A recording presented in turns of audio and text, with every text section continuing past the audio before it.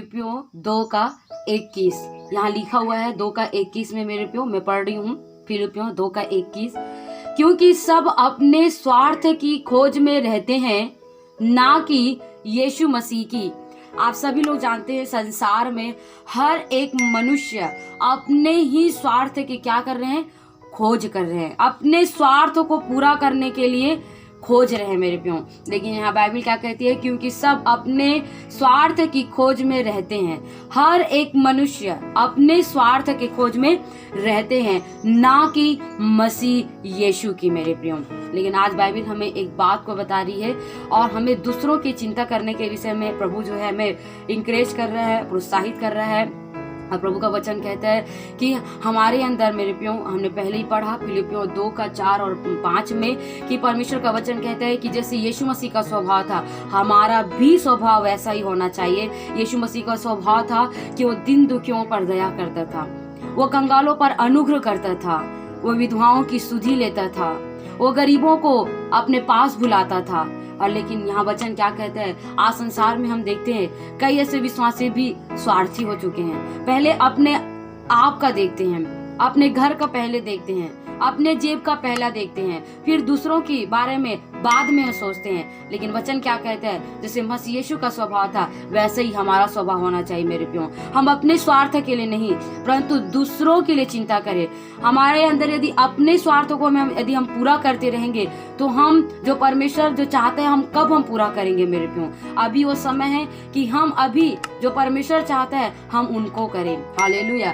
इसलिए बाइबल कहती है फिलिपियों में 2:21 पद में, क्योंकि सब अपने स्वार्थ की खोज में रहते हैं। हर एक मनुष्य को मैंने देखा संसार में सब अपने अपने स्वार्थ के खोज में लगे हुए हैं, अपने अपने स्वार्थ को पूरा कर रहे हैं। कोई घर बना रहा है ना, कोई खेत ले रहा है, तो कोई गाड़ी ले रहा है, अपने स्वार्थ के लिए मेरे प्यो। सब अपने अपने स्वार्थ में लगे हुए हैं। और बाइबल कहती है ना कि यीशु मसीह की। कौन ऐसा व्यक्ति है जो ये चाहता है कि मैं यीशु मसीह की इच्छा को पूरा करूं?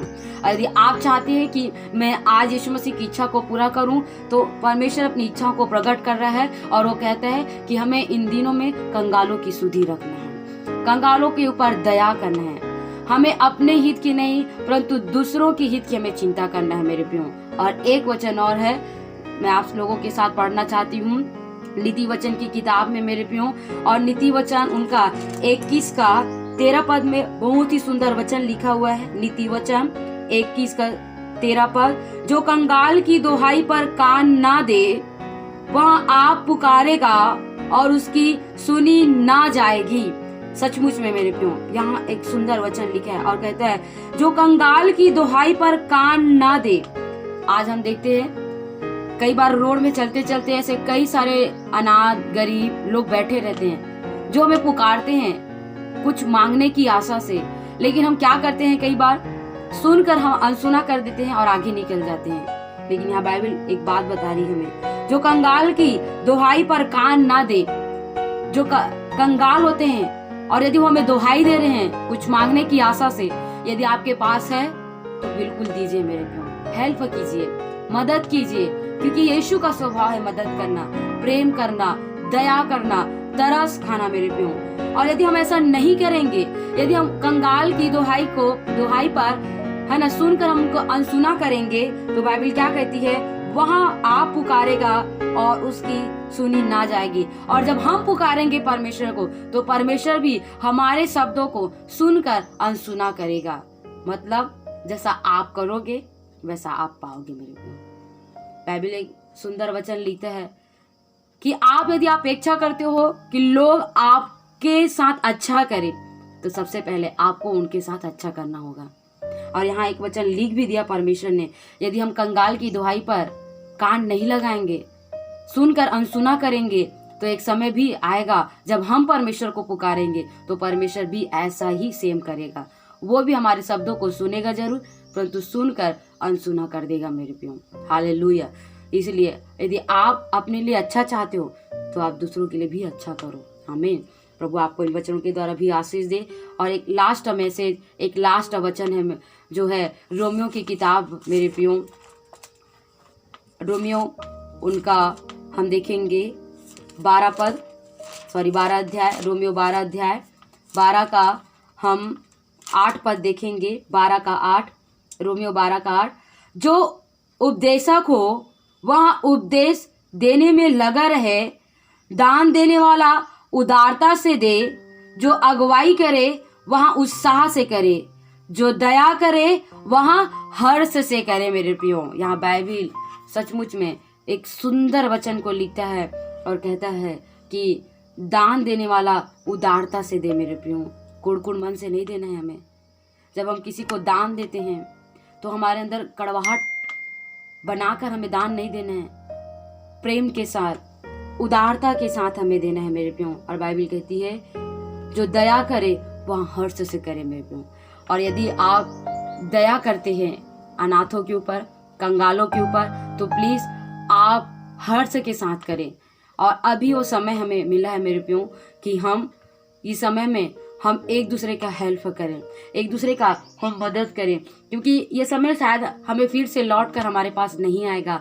और परमेश्वर ने एक अच्छा सेवा करने का भी हमें मौका दिया है कि इन दिनों में जो आपके पास यदि जरूरत से ज़्यादा यदि आपके पास सामान है, तो आप यदि ऐसे व्यक्ति को जो जानते हो, जो आपके संपर्क में है, जिनके पास कुछ भी नहीं है खाने को, तो प्लीज़ आप उनका हेल्प कीजिए, मदद कीजिए।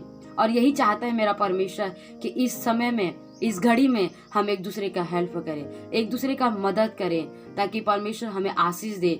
और बाइबिल कहती है कि जब हम ऐसा करेंगे तो हम परमेश्वर को, जब हम कंगाल के ऊपर अनुग्रह करते हैं तो हम यहोवा को उधार देते हैं मेरे प्रियो।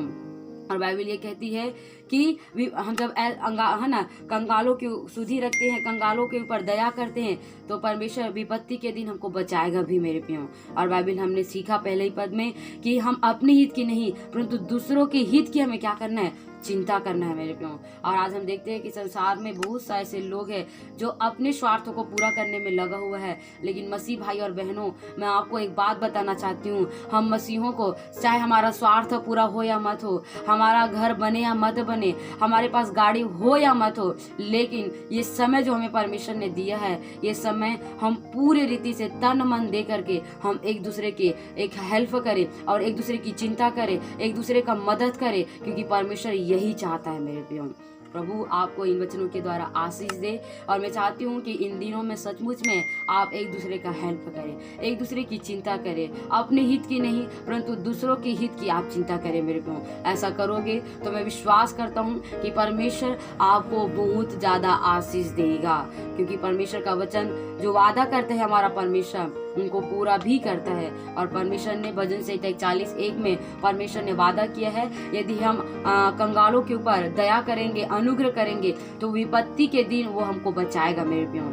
और सचमुच में इस वचन को मैंने अपने जीवन में, अपने परिवार में मैंने पूरा होते मैं देख रही हूँ इन दिनों में कि चारों तरफ जब है ना महामारियां फैली हुई है, बीमारियां फैली हुई है, लेकिन इन दिनों में परमेश्वर जो है अपने लोगों को ना बचा कर रखा हुआ है, सुरक्षित रखा हुआ है। और ये बाइबल का वचन हमारे जीवन में पूरा हो रहा है मेरे प्रियो। यदि आप भी लोगों के ऊपर दया करते हो, कंगालों की सुधि रखते हो, अनाथों की सुधि रखते हो, तो परमेश्वर आपको भी विपत्ति के दिन आपको बचाएगा मेरे प्रियो। प्रभु आप सबको इन वचनों के द्वारा आशीष दे। God bless you. आप सबको